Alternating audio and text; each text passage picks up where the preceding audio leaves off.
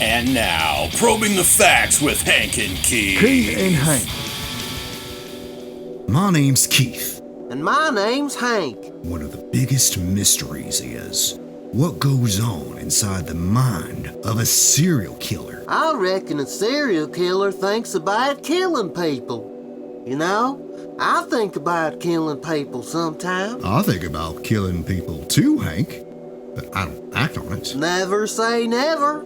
A few times I thought you were serious about kidnapping the manager of Chicken Pickins and keeping him locked up. Hey! That hurts, Keith. If I were gonna kill anyone, you'd be my first victim. I still work at Chicken Pickins, you shit for brains. My boss could be listening to this. Oh, yeah. Let's get back on topic.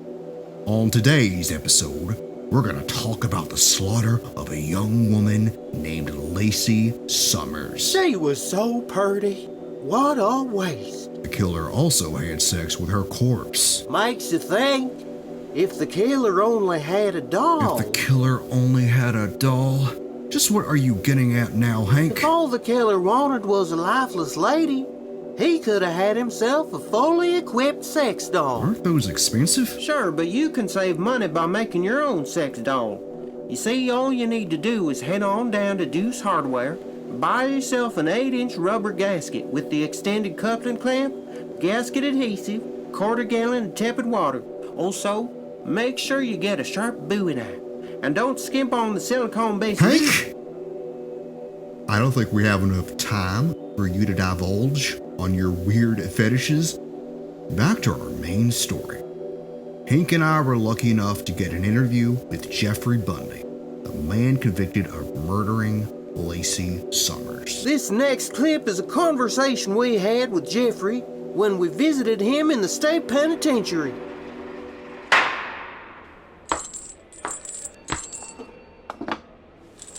Hey, Jeffrey. How's it going? Thank you for letting us do Will this. you cut the bullshit already?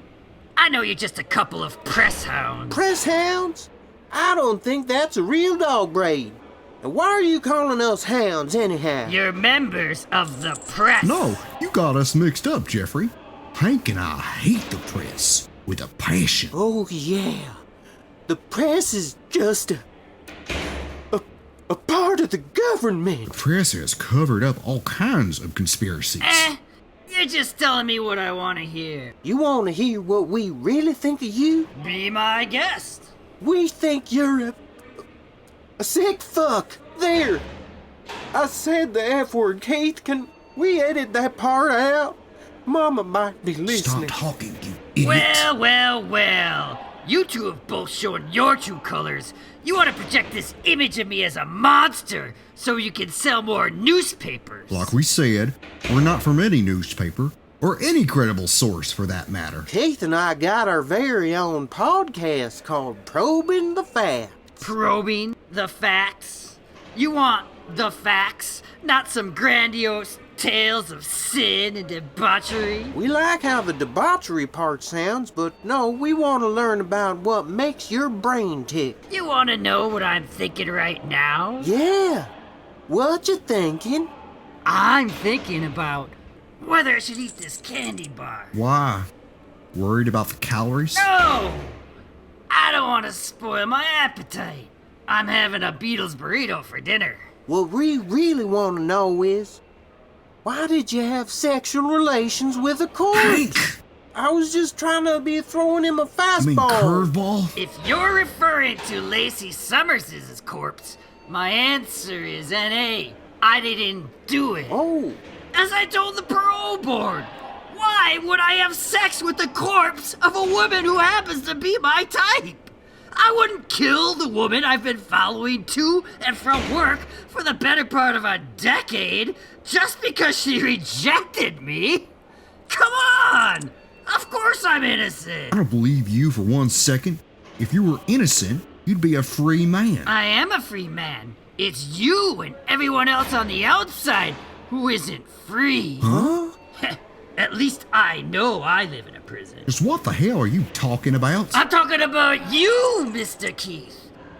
Are you gainfully employed? Yeah? So what? Do you wear a uniform? Yeah, but all the employees at Chicken Pickens have to wear uniforms. We're both forced to wear uniforms. What makes you and I so different? I'm not a convict like you. Sounds like you're a prisoner, though. How is that? I can leave this prison anytime I want. You can't. Do you like your job, Mr. Keith? Hell no. I hate my job. Then why don't you quit? Well, You can't leave a job you hate. Probe the true facts, gentlemen. You both are living in prisons of your own design. You're making a lot of sense, Jeffrey. I do feel trapped inside. Like I'm not the man I want to be. And what's that, Mr. Hank? I want to be an underwear model. What's so funny? What makes you think people want to see you in your undies? You ugly as sin, boy. Ignore him, Hank. As they say, beauty is in the eye of the guy spying on you through your bedroom window. So, Hank, you can be whatever you want, whether it's an underwear model or an astronaut. You just have to escape your own prison. Really? Yes, I freed myself a long time ago, and look where I am now. Happily married with a child. Do you have any children? No. Married? Single? Are you a couple? No. Hank and I are definitely not a couple. Well, anything's possible. We might decide to start shacking up in the future. Speaking for myself, I'm a bachelor who's only into the ladies. Okay, yeah, I was just asking. With a title like Probing the Facts, I had to wonder if there was some other probing going on. Jeffrey, I have to hand it to you. You come across as the patriarch we all aspire to be.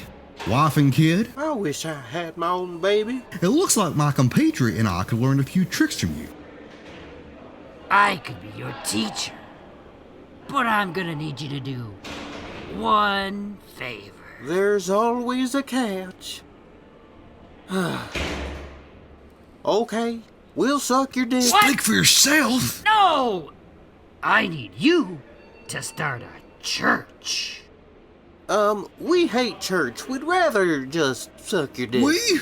Stop putting words in my Words mouth! in your mouth? I'm talking about putting Jeffrey's dick in your mouth. Shut up, Hank! Fellas! Putting my dick in your mouth will not be necessary. Good. Have you noticed how all religions say the same thing? Obey your parents. Obey your teachers. Obey your leaders. Obey the bloody fucking blah. That's really profane. You mean profound? I know. In the Church of Jeffrey Bundy, you obey no one but yourself. You can do whatever you want without consequence. I like the sound of that. Yeah, fuck my parents. I'm in. Then it's a deal. After our nice little chat, Hank and I started the Church of Jeffrey Bundy. We don't really have a church yet. We're just congregating in Keith's basement here. One step at a time, Hank. We gotta get lots of church members and friends with money before we can think about a real church. How are we gonna get lots of church members, Keith? On this podcast, you dummy. For those of you listening, you might still be under the media's trance that Jeffrey is guilty of murdering and defiling corpses. He's innocent, y'all. I know it's hard to believe because he's a convicted man, but y'all need to remember another misunderstood prophet from a long time ago who was wrongfully imprisoned. It's the same story, just the names are different. If you do change your mind about Jeffrey's innocence, please donate to the Church of Jeffrey Bundy today. Even if you don't change your mind, just give us your money. Praise Jeffrey! This episode starred in order of appearance Nathan Franklin, Jared Souza, and Jarrett Brown. Written and edited by Nathan Franklin and directed by Phil McNasser. Copyright 2021, Escape Reality LLC.